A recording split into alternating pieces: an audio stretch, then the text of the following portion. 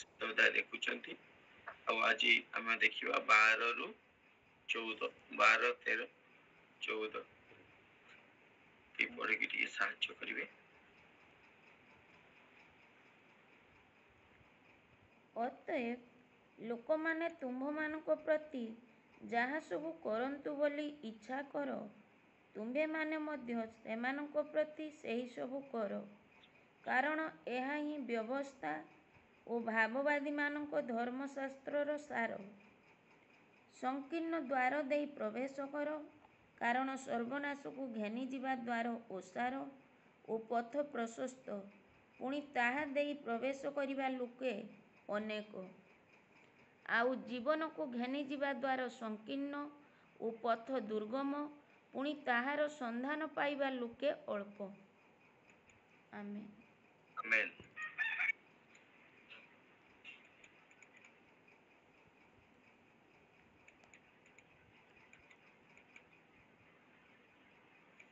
Okay, ପ୍ରଭୁଙ୍କ ମହାନାମର ଗୌରବ ହେଉ। ଆଜିର ଶାସ୍ତ୍ରାଂଶ ଆମେ ମାନେ ଷ୍ଟଡି କରୁଅଛୁ 7, 12, 13, 14 ତିନୋଟି ପଦ ମନେ ରଖିବା ପାଇଁ ଟାଇଟଲକୁ ଆମେ ମନେ ରଖିବା ଚୁଜ୍ ୟୁର ପାଥ ବା ଆପଣା ପଥ ମନୋନୀତ କର। ପରମେଶ୍ୱର ଆମକୁ ଏ ସ୍ଥାନରେ କହିବା ପାଇଁ ଚାହାନ୍ତି ଈଶ୍ୱର ବାକ୍ୟ ଆଜି ଆପଣା ପଥକୁ ଆମେ ମାନେ ମନୋନୀତ କରିବା। କାରଣ ପରମେଶ୍ୱର ଆମ ପାଖରେ 2 ଗୋଟି ପଥ ରଖିଛନ୍ତି। ଆଉ ସେ 2 ଗୋଟି ପଥ କଣ? ପ୍ରଥମ ପଥ ଆମେ ମାନେ ପଢିବା ଯେମିତିକା 14 ପଦଟି ଆମେ ମାନେ ଦେଖୁଛୁ, ଆଉ ଜୀବନକୁ ଘେନିଯିବା ଦ୍ୱାର ସଂକୀର୍ଣ୍ଣ ଆଉ ପଥ କଣ ଅଟେ? ଦୁର୍ଗମ, ପୁଣି ତାର ସନ୍ଧାନ ପାଇବା ଲୋକେ ଅଳ୍ପ। ପୁଣି 13ରେ ଦେଖିବା ଯଦି ଲେଖାଯାଏ, କାରଣ ସର୍ବନାଶକୁ ଘେନିଯିବା ଦ୍ୱାର ଓସାର ଓ ପଥ ପ୍ରଶସ୍ତ, ପୁଣି ତାହା ଦେଇ ପ୍ରବେଶ କରିବା ଲୋକେ ଅନେକ। ଏବେ ମୋର ପ୍ରିୟମାନେ, ଆଜି ଆମ ପାଖରେ ପରମେଶ୍ୱର 2ଟି ପଥ ରଖନ୍ତି। ଗୋଟେ ହେଲା ଜୀବନର ପଥ, ଆଉ ଗୋଟେ ହେଲା କଣ? ବିନଷ୍ଟର ପଥ ବା ମରଣର ପଥ ବା ବିନାଶର ପଥ। ଆଜି ଆମେ କେଉଁ ପଥକୁ ମନୋନୀତ କରିବା? କାରଣ ପରମେଶ୍ୱର କୁହନ୍ତି, ଯଦି ତୁମେ ଜୀବନର ପଥ ମନୋନୀତ କରିବ, ତାହେଲେ ତୁମକୁ କଣ କରିବାର ଅଛି? ସଂକୀର୍ଣ୍ଣ ଦ୍ୱାର ଦେଇକି ପ୍ରବେଶ କରିବାର ଆବଶ୍ୟକତା ଅଛି। ଆଉ এই ସଂକୀର୍ଣ୍ଣ ଦ୍ୱାର ବିଷୟ ଯଦି ଆମେ ମାନେ ଦେଖିବା, ଗତ ଦିନ ମାନଙ୍କ ମଧ୍ୟରେ ଆମେ ଦେଖୁଥିଲେ ଯୀଶୁ କହିଲେ, ମୁଁ ପଥ, ମୁଁ ସତ୍ୟ ଆଉ ମୁଁ ଜୀବନ। ଆଉ ସେ ସଂକୀର୍ଣ୍ଣ ପଥ ହେଲେ ପ୍ରଭୁ ଯୀଶୁ, ଆଉ ତାହା ଦୁର୍ଗମ ମଧ୍ୟ ଅଟେ। ତାହା 14 ପଦ ଯଦି ଆମେ ଦେଖିବା, ଆଉ ଏ ଜୀବନକୁ ଘେନିଯିବା ଦ୍ୱାର କଣ ଅଟେ? ସଂକୀର୍ଣ୍ଣ ଅଟେ। ଆଉ କଣ ଅଟେ? ପଥ ସମ୍ପୂର୍ଣ୍ଣ ରୂପେ କଣ? ଦୁର୍ଗମ ଅଟେ। ପୁଣି ସେଥିପାଇଁ ତାର ସନ୍ଧାନ ପାଇବା ଲୋକ ମଧ୍ୟ ଅଳ୍ପ। ସମସ୍ତେ ସନ୍ଧାନ ପାଇନଥାନ୍ତି, ବହୁତ କମ ଲୋକ ସନ୍ଧାନ ପାଇଥାନ୍ତି। ମୋର ପ୍ରିୟମାନେ, ଦେଖିବା ଆମେ ଯଦି এই ବାଲେଶ୍ୱର ଜିଲ୍ଲାରେ ପ୍ରାୟ 26,000 ଲୋକ ବା 12ଟି ବ୍ଲକରେ ଅନେକ ସାରା ଲୋକ ଅଛନ୍ତି, କିନ୍ତୁ ଆଜି ଆମେ କିଛି ଅଳ୍ପ ଲୋକ ଆଉ କଣ କରୁଛୁ? ତାହାଙ୍କ ଚରଣ ତଳେ ବସିଅଛୁ। କାରଣ ଏ ପଥର ସନ୍ଧାନ ପାଇବା ଲୋକମାନେ ଅଳ୍ପ ଅଟନ୍ତି। ତେବେ ମୋର ପ୍ରିୟମାନେ, ପରମେଶ୍ୱର କୁହନ୍ତି, ତ ତୁମେ କେଉଁ ପଥକୁ ଆଜି ମନୋନୀତ କରିଅଛ? ଅନେକ ଲୋକ ଓସାରିଆ ପଥ ବା ପ୍ରଶସ୍ତ ପଥକୁ ମନୋନୀତ କରନ୍ତି, ଆଉ ଏଥିରେ ଯିବା ଲୋକ କେତେ? ଅନେକ। ପ୍ରଶସ୍ତ ପଥ କହିଲେ ନିଜ ଇଚ୍ଛା ଅନୁଯାୟୀ ଚାଲିବା। ସଂକୀର୍ଣ୍ଣ ପଥ କହିଲେ ଯୀଶୁଙ୍କ ଇଚ୍ଛା ଅନୁଯାୟୀ ଚାଲିବା। ଆଉ ପ୍ରଶସ୍ତ ପଥ କହିଲେ ନିଜ ଇଚ୍ଛା ଅନୁଯାୟୀ ଚାଲିବା। ମୋର ପ୍ରିୟ ମାନେ ତେବେ ଆମେ କାହାର ଇଚ୍ଛା ଅନୁଯାୟୀ ଆମେ ମାନେ ଆଜି ଚାଲୁଛୁ ଏହା ଆଜି ଆମକୁ ଚିନ୍ତା କରିବା ପାଇଁ ପ୍ରଭୁ ଅନୁଗ୍ରହ କରନ୍ତୁ। ଆଜି ଦିନଟିକୁ ଆମେ ଚିନ୍ତା କରିବା କି ଆମେ କେଉଁ ପଥରେ ଯାତ୍ରୀ ଅଟୁ, ଆମେ ପ୍ରଶସ୍ତ ପଥ ଦେଇକି ଯାଉଛୁ ନା ସଂକୀର୍ଣ୍ଣ ପଥ ଦେଇକି ଯାଉଛୁ। କାରଣ ପ୍ରଶସ୍ତ ପଥ ଯିବା ଲୋକମାନେ ଅନେକ ଜଗତରେ ଅନେକ ଲୋକ ସେ ପ୍ରଶସ୍ତ ପଥକୁ ହିଁ କଣ କରନ୍ତି ଆଉ ଯିବା ପାଇଁ ପ୍ରଶସ୍ତ ପଥରେ ହିଁ ଚାଲିବା ପାଇଁ ଇଚ୍ଛା କରିଥାନ୍ତି, କାରଣ ସେଥିରେ କିଛି ବାଧା ନଥାଏ। ସେ ପଥରେ କୌଣସି ପ୍ରକାର କିଛି ବାଧା ନଥାଏ ଆଉ ସେ ପଥରେ ସମସ୍ତେ ଅନେକ ଲୋକ କଣ କରନ୍ତି ଗମନ କରନ୍ତି ନିଜ ଇଚ୍ଛା ଅନୁଯାୟୀ ନିଜକୁ ସୁହାଇଲା ପାଇଁ ନିଜ ମନ ମୁତାବକ ସେମାନେ ସେ ପଥରେ ଚାଲନ୍ତି। କିନ୍ତୁ ମୋର ପ୍ରିୟ ମାନେ ସେ ପଥର ଅନ୍ତିମ ବିଷୟ କଣ ଅଟେ? ମୃତ୍ୟୁ ଅଟେ। ଆଉ ମୃତ୍ୟୁ କଣ? ସର୍ବନାଶ ବା ବିନାଶ ବା ଅନନ୍ତକାଳୀନ ନର୍କ ଅଟେ। କିନ୍ତୁ ଯୋଉମାନେ ଏଇ ସଂକୀର୍ଣ୍ଣ ପଥ ଦେଇକି ଯାଆନ୍ତି ସେମାନଙ୍କ ପାଇଁ ଏ ରାସ୍ତା ଇଜି ନଥାଏ, ସହଜ ନଥାଏ, ସେଥିପାଇଁ ସମସ୍ତେ ଦେଇକି ଯାଇପାରନ୍ତିନି। ଆରମ୍ଭ ଚାଲିବା ବା ଯାତ୍ରା ତ ଆରମ୍ଭ କରନ୍ତି, ମାତ୍ର ସମସ୍ତେ ପହଞ୍ଚି ପାରନ୍ତି ନାହିଁ। ଆଉ ଏଇ ନେରୋ ଗେଟ୍ ବା ଯୋଉ ସଂକୀର୍ଣ୍ଣ ପଥ ଆବଶ୍ୟକ କରେ ଗୋଟେ କମିଟମେଣ୍ଟ। କମିଟମେଣ୍ଟ ମାନେ ଚୁକ୍ତି ବା ପ୍ରତି କଣ କରିବା ଆମେ ପ୍ରତିଜ୍ଞା କରିବା କି ମୁଁ ଏଇ ପଥ ଦେଇକି ଯିବି, ଚାहे ଯାହା ବି ବିଷୟ ଆସୁ, ଚାहे ଯାହା ବି ସମସ୍ୟା ଆସୁ, ଚାहे ଯେଉଁ ପ୍ରକାର ପରିସ୍ଥିତି ଆସୁ, କିନ୍ତୁ ମୁଁ ଏଇ ପଥ ଦେଇକି ଯିବି। ଆଉ ଏ ବିଷୟକୁ ଜଣେ କମିଟମେଣ୍ଟ କରିବା ଦରକାର, ଜଣେ ଚୁକ୍ତିବଦ୍ଧ କରିବା ଦରକାର। ହଁ ମୁଁ ଏଇ ପଥରେ ଯିବି, ତେବେ ଯାଇକି ସେ ପଥରେ ଚାଲିପାରିବ। ନହେଲେ ଚାଲିବାଟା ଆରମ୍ଭ ତ ଅନେକ ଲୋକ କରନ୍ତି କିନ୍ତୁ ଶେଷ ପର୍ଯ୍ୟନ୍ତ ଚାଲି ପାରନ୍ତି ନାହିଁ। କାହିଁକି? ଏହା କିଛି ସହଜ ନୁହେଁ, ଏହା ଦୁର୍ଗମ ଅଟେ, ଏହା ଅତ୍ୟନ୍ତ ଡିଫିକଲ୍ଟ ଅଟେ, ଅନେକ କଷ୍ଟଦାୟକ ଅଟେ। ଆଉ କଣ? ଏହା ଏକ ରିପେଣ୍ଟାନ୍ସ ର ମଧ୍ୟ ଆବଶ୍ୟକତା ଅଛି, ଅର୍ଥାତ୍ ଆମକୁ ଏଥିପାଇଁ ଅନୁତାପର ମଧ୍ୟ ଆବଶ୍ୟକତା ଅଛି। ଯଦି ଆମେ ଦିନ ପ୍ରତିଦିନ ଅନୁତାପ କରିବା ନାହିଁ ତାହେଲେ ମଧ୍ୟ ଏ ପଥରେ ଚାଲିବା ଆମ ପାଇଁ ବହୁତ କଷ୍ଟକର ହେଇଯିବ। ଆମକୁ ଅନୁତାପର ଜୀବନ ମଧ୍ୟ କାଟିବାର ଅଛି। ଡେ ବାଇ ଡେ ପ୍ରତ୍ୟେକ ଦିନ ଆମକୁ ଅନୁତାପର ଜୀବନ କାଟିବାର ଆବଶ୍ୟକତା ଅଛି। ତୃତୀୟ ବିଷୟ, ଏଥିପାଇଁ ସେଲ୍ଫ ଡିନାଇର ମଧ୍ୟ ଆବଶ୍ୟକତା। ସେଲ୍ଫ ଡିନାଇ ମାନେ କଣ? ନିଜକୁ ଅସ୍ୱୀକାର କରିବା। ଖ୍ରୀଷ୍ଟଙ୍କ ପଛରେ ଚାଲିବା ପାଇଁ ହେଲେ ନିଜକୁ ଅସ୍ୱୀକାର କରିବାର ଆବଶ୍ୟକତା ଅଛି। ନିଜକୁ ଯେତେବେଳେ ଆମେ ମାନେ ଅସ୍ୱୀକାର କରିବା ନାହିଁ, ଆମେ ଖ୍ରୀଷ୍ଟଙ୍କ ପଛରେ ଚାଲିପାରିବା ନାହିଁ। ନିଜ ଇଚ୍ଛାକୁ, ନିଜର ସ୍ୱାର୍ଥକୁ ଆମକୁ ଅସ୍ୱୀକାର କରିବାର ଅଛି। ଆଉ କାହାର ଇଚ୍ଛାକୁ ସ୍ୱୀକାର କରିବା? ଆମ ଜୀବନରେ ଖ୍ରୀଷ୍ଟଙ୍କ ଇଚ୍ଛାକୁ, ଖ୍ରୀଷ୍ଟଙ୍କ ଯୋଜନାକୁ ଆମେ ମାନେ ସ୍ୱୀକାର କରିବାର ଆବଶ୍ୟକତା ଅଛି। ତୃତୀୟ ବିଷୟ କଣ? ସାକ୍ରିଫାଇସ ର ଆବଶ୍ୟକତା ଅଛି, ବଳିଦାନର ଆବଶ୍ୟକତା ଅଛି। ଆମର ସମସ୍ତ ସ୍ୱାର୍ଥ ଜନିତ ବିଷୟକୁ ଆମେ ମାନେ କଣ କରିବା? ବଳିଦାନ କରିବାର ଆବଶ୍ୟକତା ଅଛି। ଯେପରି ରୋମିଓ 12:1 ଲେଖାଯାଏ କଣ? ତୁମେ ଆପଣ ଶରୀରକୁ ମଧ୍ୟ କଣ କର? ସଜୀବ ସୁଗ୍ରାହ୍ୟ ବଳି ରୂପେ କଣ କର? ଉତ୍ସର୍ଗ କର ପରମେଶ୍ୱରଙ୍କ ନିକଟରେ। ତେବେ ଏଇ ଯୋଉ ସଂକୀର୍ଣ୍ଣ ଦ୍ୱାର ଦେଇକି ଯିବା ଅତ୍ୟନ୍ତ କଷ୍ଟ। ସେଥିପାଇଁ ଅନେକ ଥର ସାକ୍ରିଫାଇସ ବା ବଳିଦାନ କରିବାକୁ ପଡିବ। ସେଥିପାଇଁ ସମସ୍ତେ ଚାହାନ୍ତି ନାହିଁ, ଆଉ ସମସ୍ତେ କଣ କରନ୍ତି? ଏଥିରେ ଶେଷ ପର୍ଯ୍ୟନ୍ତ ଚାଲି ପାରନ୍ତି ନାହିଁ।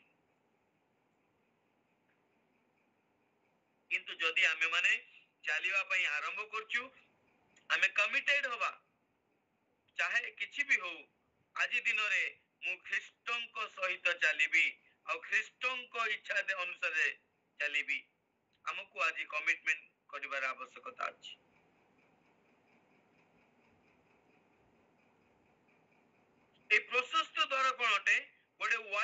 ଅଟେ ଏକ ଚଉଡ଼ାର କଣ ଅଟେ ଦ୍ୱାର ଅଟେ, ଏକ ଓସାରର ଦ୍ୱାର ଅଟେ, ଯୋଉ ରାସ୍ତାରେ ସମସ୍ତେ ଇଜିରେ ଚାଲିପାରିବେ, ସମସ୍ତେ ସହଜରେ ଚାଲିପାରିବେ।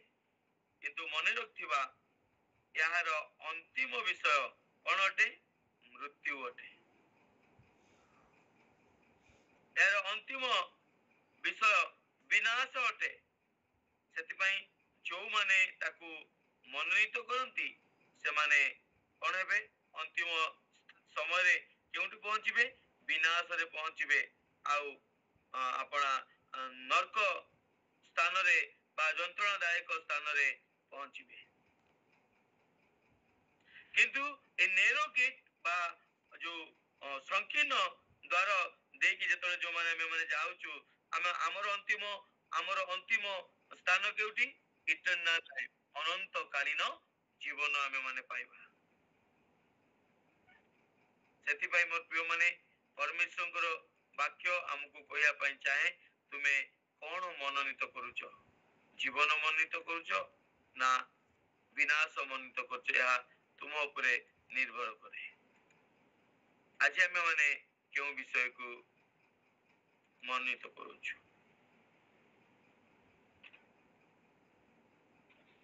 ସେଥିପାଇଁ ମୋର ପ୍ରିୟ ମାନେ, ଦେଖାଯାଏ 12ରେ, ଅତଏବ ଲୋକମାନେ ତୁମମାନଙ୍କ ପ୍ରତି ଯାହା ସବୁ କରନ୍ତି ବୋଲି ତୁମେ ଇଚ୍ଛା କର, ତୁମେ ମାନେ ମଧ୍ୟ ସେଇ ସବୁ କର। ଆମେ ଏଇ ନେରୋ ଗେଟ୍ରେ ବା ସଂକୀର୍ଣ୍ଣ ରାସ୍ତାରେ, ସଂକୀର୍ଣ୍ଣ ଦ୍ୱାରରେ ଆମେ ମାନେ କେତେବେଳେ କେମିତିକା ପ୍ରବେଶ କରିବାକୁ ପାରିବା?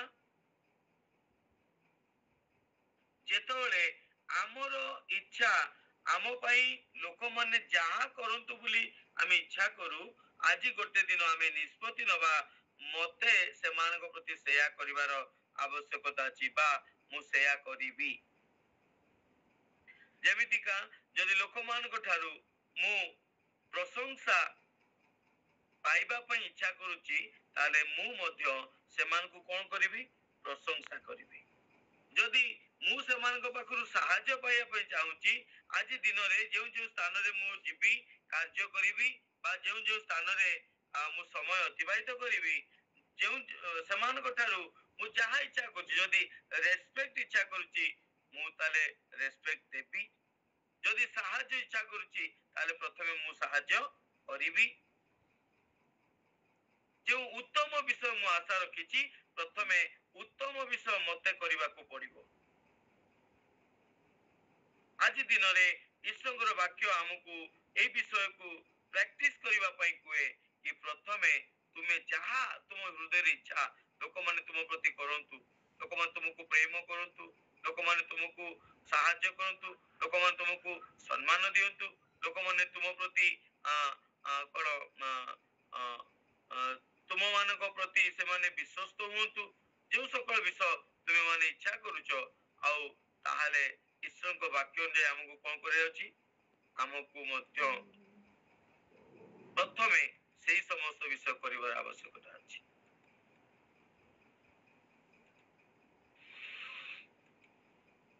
ତେବେ ମୋର ପ୍ରିୟ ମାନେ, ଈଶ୍ୱରଙ୍କ ବାକ୍ୟ ଅନୁଯାୟୀ ଆଜି ଆମକୁ ଏହି ପ୍ରକାର ଜୀବନ କାଟିବାର ଆବଶ୍ୟକତା ଅଛି, ଯେଉଁ ପ୍ରକାର ଆମେ ମାନେ ଅନ୍ୟମାନଙ୍କ ଠାରୁ ଯାହା ଆଶା କରୁଛୁ। ଯଦି ପରିବାର ମଧ୍ୟରେ ଆମେ ଅନ୍ୟମାନଙ୍କ ଠାରୁ ସ୍ନେହ ଆଦର ଆଶା କରୁଛୁ, ତାହେଲେ ଆମେ ପ୍ରଥମେ ସେମାନଙ୍କ ପ୍ରତି କଣ କରିବା? ସ୍ନେହ ଆଦର ଦେଖାଇବା। ଆମେ ପ୍ରତ୍ୟେକ ବ୍ୟକ୍ତିଙ୍କ ପ୍ରତି ସେଇ ପ୍ରକାର ଆଚାର ବ୍ୟବହାର ଆମେ ମାନେ କରିବା, ଯେମିତିକା ଆମେ ମାନେ ଚାହୁଁଛୁ। କିନ୍ତୁ ଦୁଃଖର ବିଷୟ ସବୁବେଳେ ଅନ୍ୟମାନେ ବା ସମସ୍ତେ କୋଉ ରାସ୍ତାରେ ଯିବା ପାଇଁ ପସନ୍ଦ କରନ୍ତି? ପ୍ରଶସ୍ତ ରାସ୍ତାରେ। ମୋ ମନ ଇଚ୍ଛାରେ ମୁଁ ଚାଲିବି, ମୁଁ କାହିଁକି କାହାକୁ ପାଖରେ নত ହେବି, ମୁଁ କାହିଁକି କାହା ପାଇଁ ଏ ସକଳ ବିଷୟ କରିବାକୁ ଯିବି, ମୁଁ ତ ମୋ ପାଇଁ ମୁଁ ଯଥେଷ୍ଟ। এই সকল ବିଷୟ ଅନେକ ଲୋକମାନେ ଚାହାନ୍ତି ସେଇ ପଥରେ ଚାଲିବା ପାଇଁ। କିନ୍ତୁ ମୋର ପ୍ରିୟମାନେ, ଈଶ୍ୱରଙ୍କ ବାକ୍ୟ କୁହେ ଭିଡର ଅନୁଗାମୀ ହୁଅନ୍ତୁ ନାହିଁ, କାହିଁକି ନା ଅନେକ ଲୋକ ଆଜି ସେଇ ପଛରେ ଚାଲନ୍ତି। ଯୀଶୁକୁ ବିଶ୍ୱାସ କରିବା ଲୋକମାନେ ମଧ୍ୟ ସେଇ ପଛରେ ଚାଲନ୍ତି। ସେ ତ ଚାଲୁଛି, ମୁଁ କାହିଁକି ଚାଲିବି ନାହିଁ? ଆମେ ଏମିତିକା ଚିନ୍ତା କରିବା ନାହିଁ। ଭିଡ଼ ଯୁଆଡେ ଆମେ ସିଆଡେ ହେବା ନାହିଁ। ପରମେଶ୍ୱର ସେ ଭିଡ଼ ଭିତରୁ ଆମକୁ ମନୋନୀତ କରିଛନ୍ତି। ତ ଆମେ ଯୀଶୁଙ୍କ ତୁଲ୍ୟ ହେବା, ଯୀଶୁଙ୍କର ଅନୁଗାମୀ ହେବା। ସେ ଯେମିତିକା ଚାହାନ୍ତି ଆମେ ସେମିତିକା କରିବା। କିନ୍ତୁ ସେଥିପାଇଁ କଣ ଅଛି? ସଫରିଂ ମଧ୍ୟ ଅଛି, ସାକ୍ରିଫାଇସ୍ କରିବାର ମଧ୍ୟ ଅଛି, ନିଜକୁ ଅସ୍ୱୀକାର କରିବାର ଆବଶ୍ୟକତା ଅଛି, ଅନୁତାପ କରିବାର ଆବଶ୍ୟକତା ଅଛି। এই সকল ବିଷୟ ଆମ ଜୀବନରେ ଆବଶ୍ୟକତା କରିବାର ଅଛି। ତେବେ ଆମେ ମାନେ এই ପଥରେ ଗମନ କରିବା। ଗୀତ ସଂହିତା 23 ଯଦି ଆମେ ମାନେ ଟିକେ ପଢିବା, ଗୋଟେ ଗୋଟେ ପଦ କିଛି ଟିକେ ଦେଖିବା। ଗୀତ ସଂହିତା 23 ତାର 1 ରୁ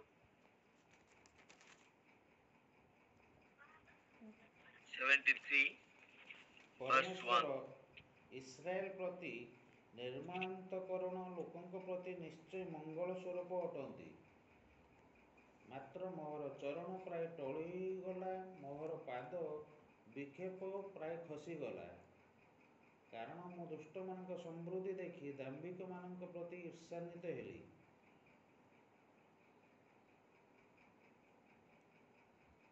ମ୍ୟୁଟ୍ ହେଇଛି ଭାଇ,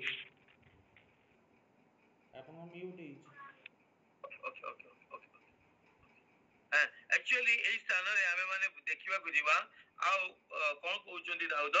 ଦାଉଦ କହୁଛନ୍ତି କି ଏଇ ସକଳ ବିଷୟ ଯେତେବେଳେ ମୁଁ ପରମେଶ୍ୱରଙ୍କ ଠାରୁ ନିଶ୍ଚୟ ମୋ ପାଇଁ ସେ ନିଶ୍ଚୟ ମଙ୍ଗଳ ସ୍ୱରୂପ ଅଟନ୍ତି, କିନ୍ତୁ ମୋର ଚରଣ ମୋର କଣ ହେଇଗଲା? ପ୍ରାୟ ଖସିଗଲା ବା ଟଳିଗଲା। ମୁଁ ଉପଯୁକ୍ତ ରାସ୍ତାରେ ଚାଲି ପାରୁନି ନାହିଁ।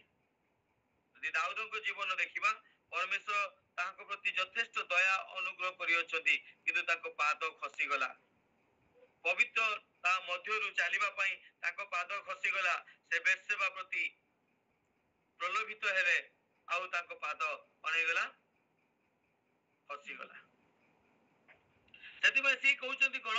ମୋ ଚରଣ ପ୍ରାୟ ଟଳିଗଲା, ଆଉ ମୋର ପାଦ ବିପେକ୍ଷ ପ୍ରାୟ ଖସିଗଲା। ଯେହେତୁ ପରମେଶ୍ୱର କୁହନ୍ତି, କାରଣ ମୁଁ ଦୁଷ୍ଟ ମାନଙ୍କ ସମୃଦ୍ଧି ଦେଖି ଦାମ୍ଭିକ ମାନଙ୍କ ପ୍ରତି ଈର୍ଷାନ୍ୱିତ ହେଲି। ଯେତେବେଳେ ଦୁଷ୍ଟ ମାନଙ୍କର ଉନ୍ନତି ଆମେ ଦେଖିଥାଉ, ସେତେବେଳେ କୋଉଠି ନା କୋଉଠି ଆମ ମନରେ କଣ ଟିକେ ଆସେ?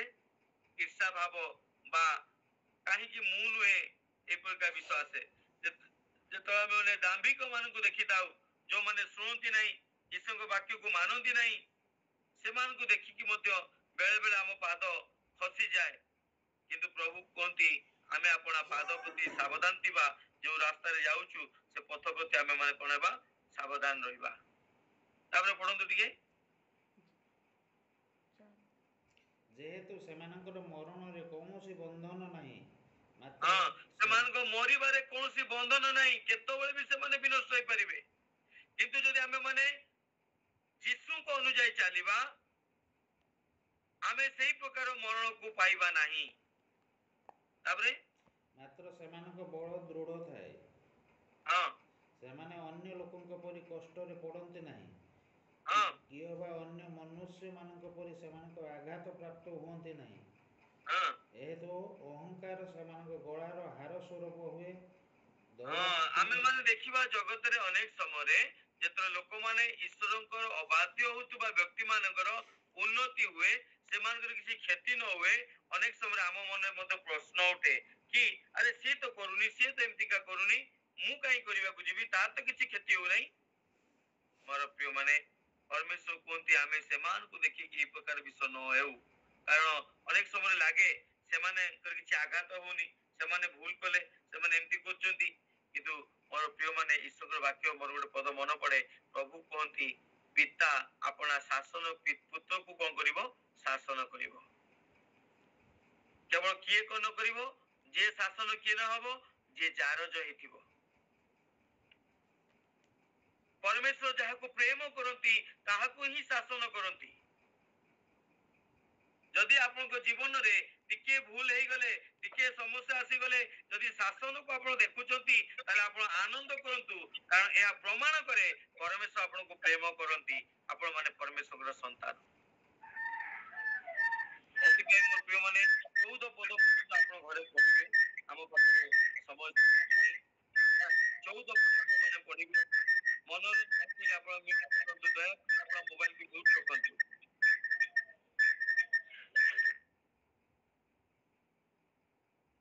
तो सेथिपई आमे माने सावधान हेबा दरकार से माने किंतु दुष्ट माने कोन करंती समान को किछि फरक पड़े नहीं बोली आमे माने देखि दाउ किंतु मृत्यु रो सेथिपई समान पाखरे किछि कोन नहीं बंधन नहीं आमे माने 14 पर्यंत घरे से विषय को पढ़ी परिबा अनेक समय काहे कि हम पाद खसी जाए आमे तो दांभिक लोक को देखि थाउ आमे माने जतले दुष्ट लोक को देखि थाउ से प्रभु को वाक्य रे चालू नहीं से ईश्वर को विरुद्ध जाउची किंतु दिन प्रतिदिन तार उन्नति आमे देखुचु किंतु हम जीवन रे विश्वास करूचु प्रार्थना करूचु किंतु अनेक समय काहे कि आमे एते कष्ट पाउचु और प्रिय माने ए पथ ही दुर्गम अटे ख्रीष्टन को पछरे चालिबा एहा दुर्गम अटे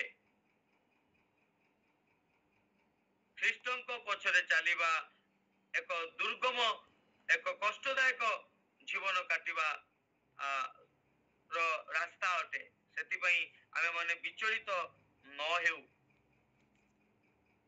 जदि 23 स्तरी रो आमे माने 13 रु 20 पर्यंत देखिबा से स्थान रे मध्य एको लेखा जाय निश्चय मु व्यर्थ रे आपण अंतकोण सूची करी अछि और निर्दोषता रे आपण हस्त प्रक्षालन करी अछि अनेक समय हमकु लागिबो निश्चय आमे माने कोन करी अछु आमे माने व्यर्थ रे हम अंतकोण सूची रखिछु पवित्र करछु आ निर्दोषता आपण हस्त प्रक्षालन करछु कारण मु दिन जाक आघात पाए और प्रति प्रभात रे कोन पाई अछि शास्ति पाई अछि एरूपे जदि मु कहबाकू कहितांती तेबे देखो मु तुम संतान गणर वंश प्रति विश्वासघातकता करितांती मोर प्रिय माने अनेक समय हमको एंती का अनुभव होबो किंतु हमको एई संकीर्ण पथ देकी ही जीवाकू पड़िबो अनेक समय परमेश्वर को निमंते बलिदान सैक्रिफाइस रो आवश्यकता अछि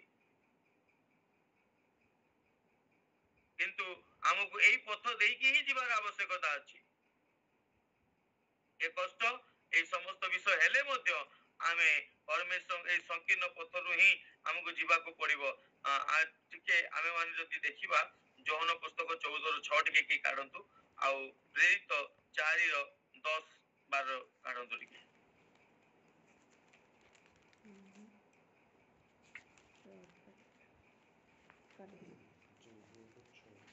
यीशु तांको कहिले मो पथ सत्य और जीवन मो दे नगले के पिता को निकट को जाए नहीं जदि हमें संकीर्ण पथ नै कि न जीवा ताले केही हमें माने पिता को निकट पहुंची परिबा नाही प्रेरित 4 रो 10 रो 12 टिके देखंतु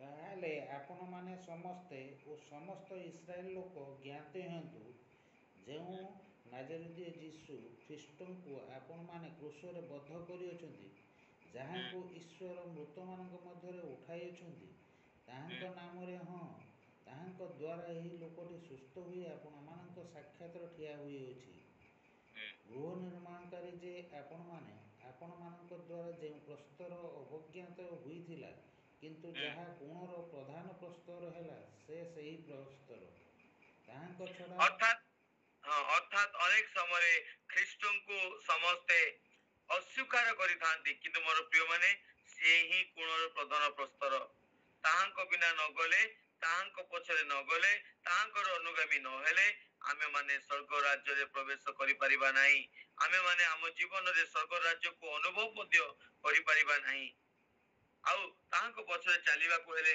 निश्चित रूपे हमको ए समस्या कष्ट दुख अभाव भितरे ही देकी जीवा को पड़िबो काहे कि आपण चोरी करे प्रचुरता पाइबे किंतु ख्रीष्ट को पछरे गले चोरी को परित्याग करिया को पड़िबो आपण जदी व्यभिचार करिवे आनंद रे जीवन काटिबे किंतु मोर प्रिय माने जदी ख्रीष्ट को पछरे चलिले आमे आखिरे सुदा पाप करि परिबा नाही ଏହା ହେଲା ପ୍ରଶସ୍ତ ପଥରେ ଯିବା ଆଉ ସଂକୀର୍ଣ୍ଣ ପଥ ଯିବା ମଧ୍ୟରେ ଫରକ। ନିଶ୍ଚିତ ରୂପେ ସଂକୀର୍ଣ୍ଣ ପଥରେ ଗଲେ ଅନେକ ସାରା ଅଭିଳାଷାକୁ ଆମ ଜୀବନରୁ ଦୂର କରିବାକୁ ପଡିବ। ଆମ ଶରୀରକୁ କଷ୍ଟରେ ବା ବଶରେ ରଖିବାକୁ ପଡିବ। କିନ୍ତୁ ମୋର ପ୍ରିୟ ମାନେ ତାର ଡେଷ୍ଟିନେସନ କଣ ଅଟେ? ଅନନ୍ତ ଜୀବନ ଅଟେ।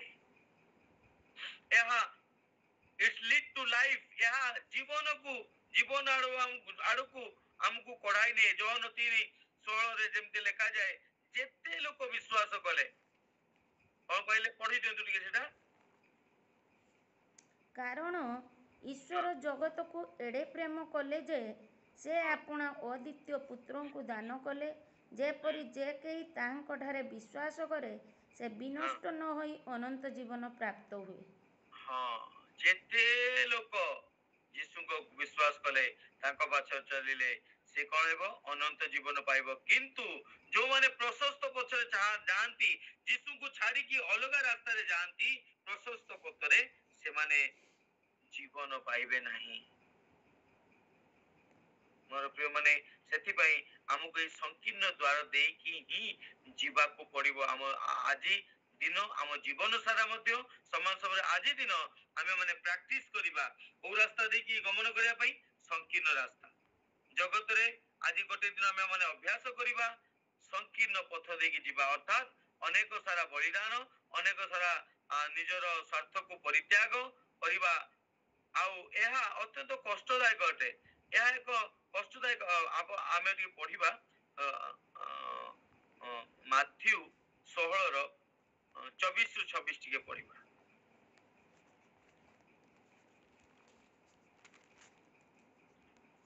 ସେତେବେଳେ ଯୀଶୁ ଆପଣା ଶିଷ୍ୟମାନଙ୍କୁ କହିଲେ, କେହି ଯେବେ ମୋର ଅନୁଗାମୀ ହେବାକୁ ଇଚ୍ଛା କରେ, ତେବେ ସେ ଆପଣାକୁ ଅସ୍ୱୀକାର କରୁ, ପୁଣି ଆପଣା କ୍ରୁଶ ଘେନି ମୋର ଅନୁଗମନ କରୁ। ହଁ, ଏଇଟା ହେଲା ସଂକୀର୍ଣ୍ଣ ପଥରେ ଯିବାର ବିଷୟ। ମୋର ପ୍ରିୟ ମାନେ, କଣ କରିବାର ଅଛି? ଯୋଉମାନେ ତାଙ୍କ ପଛରେ ଚାଲିବା ପାଇଁ ଚାହାନ୍ତି, ସେମାନେ ପ୍ରଥମ ବିଷୟ ନିଜକୁ ଅସ୍ୱୀକାର କରିବାର ଆବଶ୍ୟକତା ଅଛି। ନିଜକୁ ଅସ୍ୱୀକାର କରିବା ମାନେ କଣ? ନିଜର ସ୍ୱାର୍ଥ, ନିଜର ଅଭିଳାଷା, ନିଜର ଇଚ୍ଛା, ଏ ସକଳ ବିଷୟକୁ ଆମେ ମାନେ କଣ କରିବାର ଅଛି? ପରିତ୍ୟାଗ କରିବାର ଆବଶ୍ୟକତା ଅଛି। ଆଉ କାହା ଇଚ୍ଛାରେ ଚାଲିବା? ଯୀଶୁ ଖ୍ରୀଷ୍ଟଙ୍କ। 25-26 ଆପଣ ପଢିଲେ, କମ୍ପ୍ଲିଟ କଲେ କି? ନା, ପଢନ୍ତୁ। କାରଣ ଯେ କେହି ଆପଣା ଜୀବନ ରକ୍ଷା କରିବାକୁ ଇଚ୍ଛା କରେ, ସେ ତାହା ହରାଇବ, କିନ୍ତୁ ଯେ କେହି ମୋ ନିମନ୍ତେ ଆପଣା ଜୀବନ ହରାଇବ, ସେ ତାହା ପ୍ରାପ୍ତ ହେବ।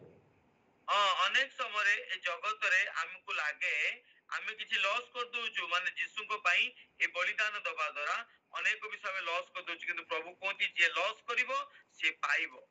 ମାତ୍ର ଯିଏ ପାଇବା ପାଇଁ ଇଚ୍ଛା କରିବ, ଇଚ୍ଛା କରିକି ପ୍ରଭୁଙ୍କ ପଛରୁ ଦୂରେଇକି ପ୍ରଶସ୍ତ ରାସ୍ତା ଚାଲିବ, ସେ କଣ କରିବ? ତାହା ହରେଇବ। ସେଥିପାଇଁ ମୋର ପ୍ରିୟ ମାନେ, ଏହା ଏକ କଷ୍ଟଦାୟକ ବିଷୟ ହେଲେ ବି ଆମକୁ ସଂକୀର୍ଣ୍ଣ ପଥ ଦେଇକି ଯିବାକୁ ପଡିବ। କିନ୍ତୁ ଦୁଃଖର ବିଷୟ, ଆମେ ଯଦି ମାନେ ପଢିବା ମାଥ୍ୟୁ 22:14 ଟିକେ ପଢନ୍ତୁ, ଆଉ 13 ଲୋକଲିଖିତ 13:22 ଟିକେ ପଢନ୍ତୁ। ମାଥ୍ୟୁ 22:14 ପଢନ୍ତୁ। କାରଣ ଅନେକେ ଆହୁତ, କିନ୍ତୁ ଅଳ୍ପ ମନୋନୀତ। ପ୍ରୋବ୍ଲେମ କଣ? ଦୁଃଖର ବିଷୟ କଣ? ଅନେକ ତ ଆମେ ମାନେ ଆହ୍ୱାନ ପାଇଛୁ ଖ୍ରୀଷ୍ଟଙ୍କୁ ଜାଣିବା ପାଇଁ, ତାଙ୍କ ପଛରେ ଚାଲିବା ପାଇଁ, ପରିତ୍ରାଣ ପାଇବା ପାଇଁ, ସ୍ୱର୍ଗ ରାଜ୍ୟକୁ ଯିବା ପାଇଁ ଅନେକ ଆମେ ମାନେ ଆହ୍ୱାନ ପାଇଛୁ। ଅନେକ ଆମେ ମାନେ ସେଇ ପଥରେ ଯାତ୍ରୀ ହେଇଛୁ। ଆମେ ଆରମ୍ଭ କରିଛୁ ଚାଲିବା, କିନ୍ତୁ ଦୁଃଖର ବିଷୟ, ଶେଷ ପର୍ଯ୍ୟନ୍ତ କେହି ଚାଲି ପାରନ୍ତି ନାହିଁ। ଅଧାରୁ ଛାଡିକି ପଳାନ୍ତି। ଯେମିତିକା ଆଉ ସେ ଯେତେବେଳେ କଣ ଆମର ସେ ଦେଶର ସୈନିକ ମିଲିଟାରୀରେ ଯିବା ପାଇଁ ଯେତେବେଳେ ଲୋକମାନେ କଣ ପାଆନ୍ତି, ଅନେକ ତ ଇଚ୍ଛା କରନ୍ତି ମୁଁ ଚାକିରି କରିବି। ଆଉ ଯେତେବେଳେ ସେମାନେ ଯାଆନ୍ତି, ତା ପୂର୍ବରୁ ସେମାନଙ୍କର ଗୋଟେ ଟ୍ରେନିଂ ହେଇଥାଏ। ସେ ଟ୍ରେନିଂ ପିରିୟଡ କୁ ସହିବା ବଡ କଷ୍ଟ। କିଛି ଲୋକ ସହିକି ରହିଯାଆନ୍ତି, ଯୋଉମାନେ ରହିଯାଆନ୍ତି ସେମାନେ ନିଯୁକ୍ତି ପାଆନ୍ତି। ଆଉ କିଛି ଲୋକ କଣ କରନ୍ତି, ସେ କଷ୍ଟକୁ ସହି ନ ପାରି ଫେରିକି ପଳେଇ ଆସନ୍ତି। ତ ମୋର ପ୍ରିୟ ମାନେ, ଆଜି ଆପଣ କେଉଁ ପ୍ରକାର ଲୋକ ହେବା ପାଇଁ ଚାହାନ୍ତି? କାହିଁକି ଆମେ ମାନେ ଈଶ୍ୱରଙ୍କର ସୈନ୍ୟ ଦଳରେ ନିଯୁକ୍ତ ହୋଇଅଛୁ। ଦେଖାଯାଏ, ଯୋଉମାନେ ସୈନ୍ୟ ଦଳରେ ନିଯୁକ୍ତ ହୁଅନ୍ତି, ସେମାନେ ଜଗତର କାର୍ଯ୍ୟରେ ସେମାନଙ୍କୁ ଆବଦ୍ଧ କରିପାରିବେ ନାହିଁ। ଈଶ୍ୱରଙ୍କର ସୈନ୍ୟ ଭାବରେ ଆମେ ମାନେ ନିଯୁକ୍ତି ପାଇଅଛୁ ମୋର ପ୍ରିୟ ମାନେ। ତ ତେବେ ଆମ ଉପରେ ନିର୍ଭର କରେ ଆମେ ଆମ ଯାତ୍ରାକୁ କଣ୍ଟିନ୍ୟୁ ରଖିବା ନା ଯେତେବେଳେ କଷ୍ଟ ଆସୁଛି, ଦୁଃଖ ଆସୁଛି, ସମସ୍ୟା ଆସୁଛି, ଅଭାବ ଆସୁଛି, ଅଶାନ୍ତି ଆସୁଛି, ଆମେ ଆମର ଲସ୍ ହେବା ଦେଖୁଛୁ, ସେତେବେଳେ ଆମେ ମାନେ ପଛକୁ ଫେରିବା ନା ଖ୍ରୀଷ୍ଟଙ୍କ ପଛରେ କଣ୍ଟିନ୍ୟୁ ଚାଲିବା ପାଇଁ ଆଜି ଦୃଢ ନିଷ୍ପତ୍ତି ନବା। ପରିସ୍ଥିତି କିଛି ବି ହଉ ମୁଁ ଖ୍ରୀଷ୍ଟଙ୍କ ପଛରେ ଚାଲିବି। କାହିଁକି ଏଥିରେ ସଫରିଂ ଅଛି। ୱିଦାଉଟ୍ ସଫରିଂ ରେ ଆମେ ମାନେ ଚାଲିପାରିବା ନାହିଁ। ଯୌନ ଲିଖିତ ସୁସମାଚାର 15:20-21 ଟିକେ ପଢନ୍ତୁ କି। ଯୌନ ଲିଖିତ ସୁସମାଚାର 15 ତାର 20 ଆଉ 21 ଦିଟା ପଦ ପଢନ୍ତୁ ଟିକେ। ଦାସ ଆପଣା କର୍ତ୍ତା ଠାରୁ ଶ୍ରେଷ୍ଠ ନୁହେଁ। ହଁ, ଦାସ ଆପଣା କର୍ତ୍ତା ଠାରୁ ଶ୍ରେଷ୍ଠ ନୁହେଁ। ମୁଁ ଆମର କର୍ତ୍ତା ହେଲେ ପ୍ରଭୁ ଯୀଶୁ, ଆମେ ହେଲେ ଦାସ। ଯଦି ସେ ଏଇ ସଂକୀର୍ଣ୍ଣ ପଥ ଦେଇକି ଯାଇଛନ୍ତି, ଯଦି ସେ ଏ ସକଳ ବିଷୟକୁ ସହିଛନ୍ତି, ତାହେଲେ ଆମକୁ ମଧ୍ୟ ସହିବାକୁ ପଡିବ। ଆମକୁ ଏଇ ସକଳ ବିଷୟ ଦେଇକି ମଧ୍ୟ ଯିବାକୁ ପଡିବ। ଯୀଶୁ ତାଙ୍କ ଯାତ୍ରାକୁ ସମ୍ପୂର୍ଣ୍ଣ କଲେ। ସେଥିପାଇଁ ସେ କାଲଭରୀ କ୍ରୁଶରେ କହିଲେ ଏଥର ସମସ୍ତ ସମାପ୍ତ ହେଲା। ସେ ତାଙ୍କ ଯାତ୍ରାକୁ ସମାପ୍ତ କଲେ। ସେ ପଛ ଘୁଞ୍ଚା ମାରିଲେ ନାହିଁ। କେବଳ ଈଶ୍ୱରଙ୍କ ପୁତ୍ର ହେଇକି ଆସିଲେ, ଆଉ ଯେତେବେଳେ କଷ୍ଟ ପାଇଲେ, ଦୁଃଖ ପାଇଲେ, ସେ ପରିତ୍ୟାଗ କରି ଚାଲିଗଲେ ନାହିଁ, ଶେଷ ପର୍ଯ୍ୟନ୍ତ ରହିଲେ। ମୃତ୍ୟୁ ଉପରେ ମଧ୍ୟ ବିଜୟ ପାଇଲେ। ଆଉ ସେ ପ୍ରତିଜ୍ଞା କରିଛନ୍ତି, ଦେଖ ଆମେ ଶୀଘ୍ର ଆସୁଅଛୁ ପ୍ରତ୍ୟେକ ଜଣର କର୍ମ ଅନୁସାରେ ପ୍ରତିଫଳ ଦେବା ପାଇଁ। ପ୍ରକାଶିତ ବାକ୍ୟରେ କୁହନ୍ତି। ମୋର ପ୍ରିୟ ମାନେ, ସେଥିପାଇଁ ଆମ ଉପରେ ନିର୍ଭର করে ଆମ ଯାତ୍ରାକୁ କଣ୍ଟିନ୍ୟୁ ରଖିବା ନା ଏ ଦୁଃଖ ସମସ୍ୟା କଷ୍ଟରେ ଆମେ ପ୍ରଭୁଙ୍କୁ ପରିତ୍ୟାଗ କରିଦେବା। ପଢନ୍ତୁ ଟିକେ ସେଟା ଆଉ ରହିଗଲା। ମୁଁ ତୁମ୍ଭମାନଙ୍କୁ ଏହି ଯେଉଁ ବାକ୍ୟ କହିଅଛି ତାହା ସ୍ମରଣ କର। ଯଦି ସେମାନେ ମୋତେ ତାଡ଼ନା କରିଅଛନ୍ତି, ତାହେଲେ ତୁମ୍ଭମାନଙ୍କୁ ମଧ୍ୟ ତାଡ଼ନା କରିବେ। ଯଦି ସେମାନେ ମୋର ବାକ୍ୟ ପାଳନ କରିଅଛନ୍ତି, ତାହେଲେ ତୁମମାନଙ୍କର ବାକ୍ୟ ମଧ୍ୟ ପାଳନ କରିବେ। ଖ୍ରୀଷ୍ଟ ଯେଉଁ ପ୍ରକାର ବିଷୟ ଦେଇକି ଜଗତରେ ଯାଇଛନ୍ତି, ଆମ ପାଇଁ ଆଦର୍ଶ ସ୍ୱରୂପେ ଆମକୁ ମଧ୍ୟ ତାହାଙ୍କର ଅନୁଗାମୀ ହେବାର ଆବଶ୍ୟକତା ଅଛି। ତେବେ ଯାଇକି ଏ ସଂକୀର୍ଣ୍ଣ ପଥରେ ଆମେ ମାନେ ଚାଲିପାରିବା, ନହେଲେ ଚାଲିପାରିବା ନାହିଁ। ଆମେ ମାନେ ଗୀତ ସଙ୍ଗୀତ ଆସି 23ର ଗୋଟେ ପଥ ଟିକେ ପଦ ଟିକେ ଆମେ ମାନେ ପଢିବା। 2-3ଟା ପଦ 24ରୁ 28 ପର୍ଯ୍ୟନ୍ତ ଟିକେ ଆମେ ମାନେ ପଢିବା। ତୁମେ ନିଜ ମନ୍ତ୍ରଣାରେ ମତେ ପଥ ଦେଖାଇବ ଓ 22ରୁ ପଢିବା ଭାଇ। ଗୁରୁତ୍ୱପୂର୍ଣ୍ଣ ବିଷୟ। ମୁଁ ଏଡେ ମୂର୍ଖ ଓ ଅଜ୍ଞାନ, ମୁଁ ତୁମ୍ଭ ସାକ୍ଷାତରେ ପଶୁ ପରିଥିଲି। ତା ମାନେ କଣ? ଆଉ ଦାଉଦ କହୁଛନ୍ତି ମୁଁ ମୂର୍ଖ ଆଉ କଣ ଅଜ୍ଞାନ ପଶୁ ପରିଥିଲି। ପଶୁର କୌଣସି ବିବେକ ନାହିଁ। ପଶୁ ବିଦୀର୍ଣ୍ଣ କରି ପକାଏ। ପଶୁର କୌଣସି ପ୍ରକାର ଆତ୍ମା ନାହିଁ। ପଶୁ ପ୍ରକାର ଆଚରଣ କରିବା। ଆମ ଜୀବନରେ ସେଇ ପ୍ରକାର ଆମେ ମାନେ ଆଚରଣ କରୁଥିଲୁ। ପଶୁ ପରିକା ଆଚରଣ କରୁଥିଲୁ। ଭଲ ମନ୍ଦ ବିଷୟ ଆମେ ମାନେ ବୁଝୁନଥିଲୁ। ଆଉ ସେଥିପାଇଁ କଣ ଲେଖାଯାଏ? ମୁଁ ଅଜ୍ଞାନ ମୂର୍ଖ ଆଉ ତୁମ ସାକ୍ଷାତ ପଶୁ ପରିଥିଲି, ତଥାପି ମୁଁ ତୁମ୍ଭ ସଙ୍ଗେ ସଙ୍ଗେ ନିରନ୍ତର ଅଛି, ତୁମେ ମୋର ଦକ୍ଷିଣ ହସ୍ତ ଧରିଅଛ। ତଥାପି ଯଦି ବି ମୋ ଜୀବନରେ ଭୁଲ ହେଇଛି, ଯଦି ବି ମୋ ଜୀବନରେ କିଛି ଆଉ ମୁଁ ତୁମ ବିରୁଦ୍ଧରେ କରିଛି, ତଥାପି ମୁଁ ତୁମ ସଙ୍ଗରେ ଚାଲିବା ଛାଡି ନାହିଁ। ଆଉ ସେଥିପାଇଁ କଣ କରୁଛ? ତୁମେ ମୋ ଦକ୍ଷିଣ ହସ୍ତକୁ ମଧ୍ୟ ଧରିଛ। ତାପରେ ତୁମେ ନିଜ ମନ୍ତ୍ରଣାରେ ମତେ ପଥ ଦେଖାଇବ ଓ ପରମେଶ୍ୱରଙ୍କ ମନ୍ତ୍ରଣାରେ ଆମକୁ ଚାଲିବାର ଆବଶ୍ୟକତା ଅଛି। ନିଜ ମନ୍ତ୍ରଣା ନୁହେଁ, ନିଜ ବୁଦ୍ଧି ନୁହେଁ, ନିଜ ଜ୍ଞାନ ନୁହେଁ, ନିଜ ଯୋଜନା ନୁହେଁ, ପରମେଶ୍ୱରଙ୍କର ଇଚ୍ଛାରେ ଆମକୁ ଚାଲିବାର ଆବଶ୍ୟକତା ଅଛି। ମୋର ପ୍ରିୟ ମାନେ, ତେବେ ଏଇ ସଂକୀର୍ଣ୍ଣ ରାସ୍ତାରେ ଆମେ ଯାଇପାରିବା। ତାପରେ ଶେଷରେ ତୁମ୍ଭେ ମତେ ଗୌରବରେ ଗ୍ରହଣ କରିବ। ହାଲେଲୁୟା। ଯଦି ଆମେ ମାନେ ଏବେ ଟିକେ କଷ୍ଟ ହେଇପାରେ, ଆମେ ମାନେ ସରୁ ରାସ୍ତା ସଂକୀର୍ଣ୍ଣ ରାସ୍ତା ଦେଇକି ଗଲା ବେଳେ ଯେତେବେଳେ ସ୍ୱାର୍ଥ ଆମେ ହରେଇଦବା, କଷ୍ଟ ହେବ ନିଶ୍ଚିତ। ଯେତେବେଳେ ଆମର କିଛି ବିଷୟ ଲସ୍ ହେଇଯିବ, କଷ୍ଟ ହେବ ନିଶ୍ଚିତ। କିନ୍ତୁ କଣ କହୁଛନ୍ତି? ଶେଷରେ ତୁମେ ମତେ କଣ କରିବ? ଆପଣା ଗୌରବରେ ଗ୍ରହଣ କରିବ। परमेश्वर हमको गौरवान्वित करिवे। तापरे स्वर्ग रे तुम्भ बिना मोर आउ किए अछि हां ओ भूमंडल रे तुम्भ छड़ा काहाको मु बांछा करू नाही। हालेलुया। स्वर्ग रे और ताहांको बिना हमर केही नाही। भूमंडल रे मध्य आमे काहाको बांछा करिबा नाही, कारण जो माने मनुष्यटा निर्भर रखती से माने लज्जित हेबे। मनुष्य माने विश्वासघातक करि पारंती, मनुष्य माने धोखा देई पारंती, मनुष्य माने परित्याग करि पारंती, मात्र से प्रतिज्ञा करि अछंती आम्बे तुमको कदापि छाड़ीबा नाही कि परित्याग करिबा नाही। तापरे मोर मांस ओ चित्त क्षय पाउअछि, हां मात्र परमेश्वर अनंत काल मो चित्तर बड़ ओ मोर हां बांट स्वरूप अटନ୍ତି। हाँ बेले बेले अनेक समय हमको लागिबो हमर कोन हमर मांस क्षय पाउची, हमर चित्त क्षय पाउची, अर्थात शारीरिक भावे हम माने दुर्बल हो जाउछु, आउ हमर मन कोन हो जाउची दुखित हो जाउची।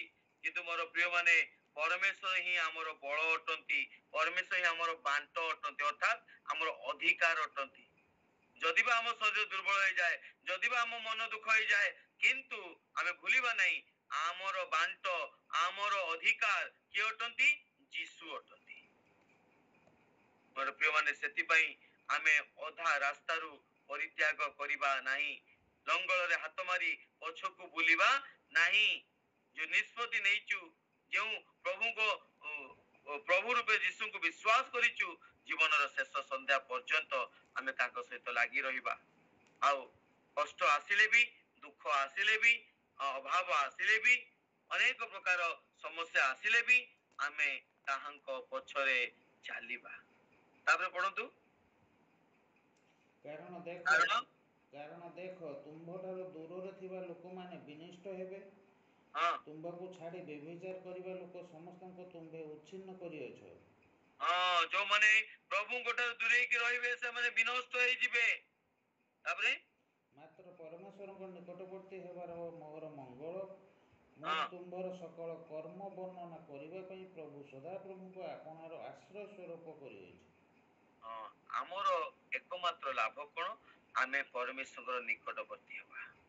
जो माने छाड़ी जाइचंती, जो माने परित्याग करचंती से माने तो विनष्ट होइचंती।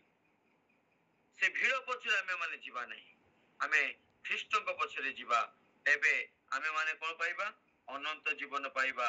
ताहांको हमर आश्रय करिवार आवश्यकता अछि। तेबे मोर प्रिय माने आजिर दिन ईश्वरଙ୍କର वाक्य हमको एही शिक्षा दिए आमे जहां जगत ठारू एक्सपेक्ट करू पाइबा पई आमे प्रथमे करिवार आवश्यकता अछि। आमे भीड़ पछरे जीवा नहीं, हमको परमेश्वर भीड़ मध्य पृथक करि अछंती। आ आमे आज दिन को विषय को प्रैक्टिस करिबा, संकीर्ण पथ देखि जीवा। हे पारे हमको कष्ट लागिवो, हे पारे हमको अनेक सारा शारीरिक अभिलाषा को छाड़ीबा को पड़िबो, हे पारे हम मनर इच्छा अनुसार आमे माने चालिबा नहीं। आमे सब चिंता करिबा कोन ख्रीष्टकर इच्छा, कोन ख्रीष्ट हमटर चाहंती, आमे ताको पछरे चालिबार अछि। हे पारे हमको ए सफल विषय हम कोन करो ये कष्ट दे पारे, किंतु हेले भी हम पई कोन अछि हमर डेस्टिनेशन कोन अनंत जीवन अछि। जो माने प्रशस्त पछरे जानती सेमान पई कोन अछि अनंत कालीन मृत्यु बा नरक अछि बा विनाश अछि। किंतु हम पई कोन अछि जो माने ख्रीष्ट को पछरे चालिबे सेमान पई कोन अछि अनंत जीवन अछि। एबे मोर प्रिय माने आसु आमे माने प्रार्थना करिबा, प्रभु आज दिन हमको साहाय्य करंतु आउ आमे निज इच्छा नुहे ख्रीष्ट को इच्छा रे चालिबा पई संकीर्ण पथ देखि जीवा पई प्रभु हमको साहाय्य करंतु। आज विषय आमे अपना पथ को मनित करिबा, चूज योर पाथ। तुमे तुम पथ को कोन करो मनोनीत करो। तुमे जीवन रो पथ जीवा पई चाहुचो ना मरण रो पथ जीवा पई चाहुचो। जीवन रो पथ जीवा पई हेले ख्रीष्ट को पछरे हमको चालिबा को पड़िबो। मरण पछरे जीवा पई हेले प्रशस्त द्वार पड़िची, प्रशस्त रास्ता पड़िची, जो पटे जगत जाउची आपण माने जिवे, किंतु लास्ट रे कोन अछि विनाश अछि। तेबे आसु आज ये वाक्य को हम जीवन रे अभ्यास करिया पई परमेश्वर साहाय्य करंतु। हमें माने प्रार्थना करिबा। Thank you Lord Jesus. Hallelujah. Hallelujah. Hosanna. Thank you Father. Thank you Jesus. तुम बिना प्रभु क्यों ठाकु जीवी, କ୍ଷମା ଅଛି କାହାଠାରେ ଆଜି ବି ଝରୁଛି ସେହି ଲହୁ ପ୍ରଭୁ ମୋ ଲାଗି କ୍ରୁଶରେ ତୁମ ବିନା ପ୍ରଭୁ ଆଉ କେହି ନାହିଁ ତୁମ ବିନା ପ୍ରଭୁ ଆଉ କେହି ନାହିଁ ମତେ କ୍ଷମା ଦେବା ପାଇଁ ମତେ ଉଦ୍ଧାରିବା ପାଇଁ ପ୍ରଭୁ ଆସିଛି ମୁଁ ତୁମ ଚରଣେ କ୍ଷମା କର ବାରେ ଧୋଇ ଦିଅ ମୋର ପାପ ତାପ ସବୁ ତୁମରି ଲହୁରେ